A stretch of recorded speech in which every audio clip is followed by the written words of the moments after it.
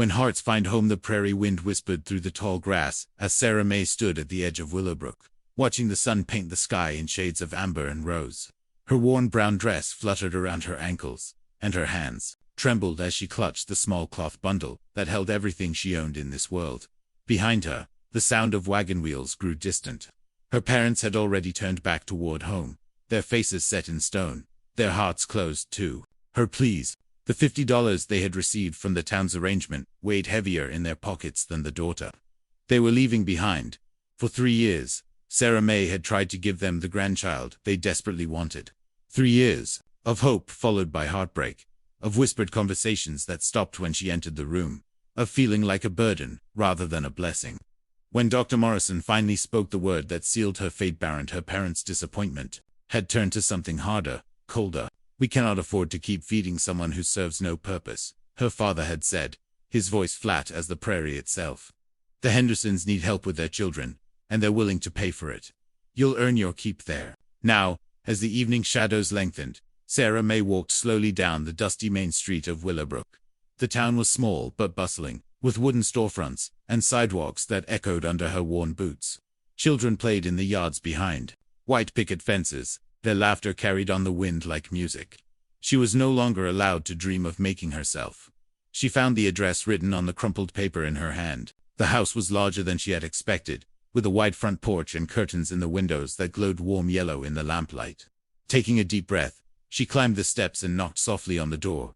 Heavy footsteps approached, and the door swung open to reveal a tall man with broad shoulders and kind gray eyes. His dark hair was touched with silver at the temples, and his clothes spoke of hard worker lumberjack, she realized, not a store owner as she had imagined.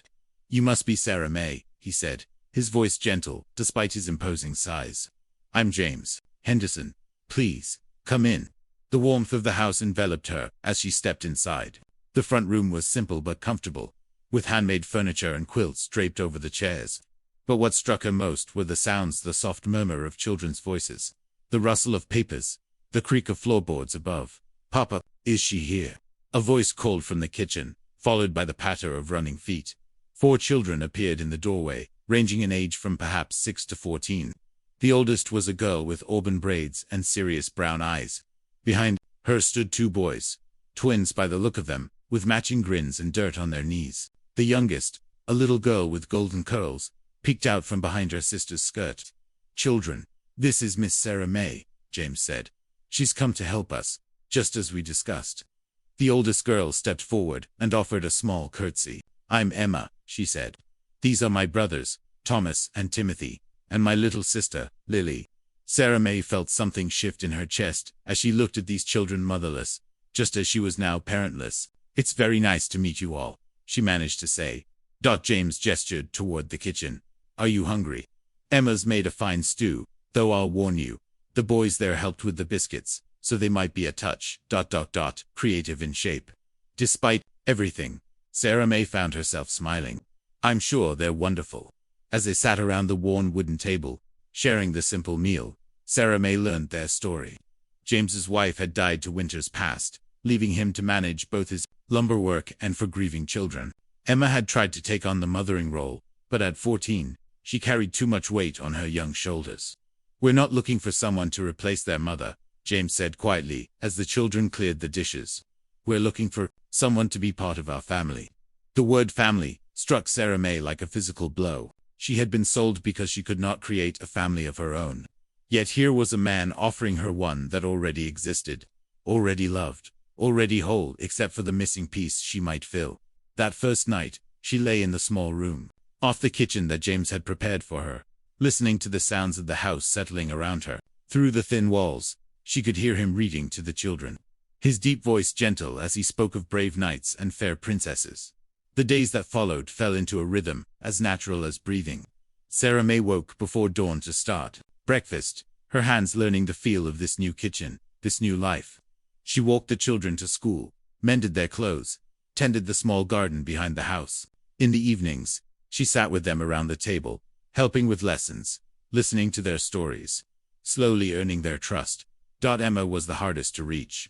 The girl had built walls around her heart, having learned too young that loving someone meant losing them. But gradually, as Sarah May took on the burdens that had weighed so heavily on those thin shoulders, Emma began to soften. The twins, Thomas and Timothy, were easier. They craved attention and stories.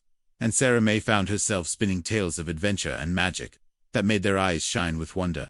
Little Lily was quickest to love, climbing into Sarah May's lap during the quiet moments, her small hand finding Sarah May's with complete trust, and James watched it all with something like amazement in his gray eyes. He would come home from long days in the lumber camps to find his house, transformed and just cleaned and organized, but filled with the warmth it had lost when his wife died. 3 months passed before he spoke the words that had been growing between them like a tender plant reaching toward sunlight. "Sarah May," he said one evening as they sat on the front porch, watching the children chase fireflies in the growing dusk. "I know you came here as hired help, but... She turned to look at him, her heart beating fast. "I've been thinking," he continued, his hands working nervously at the brim of his hat.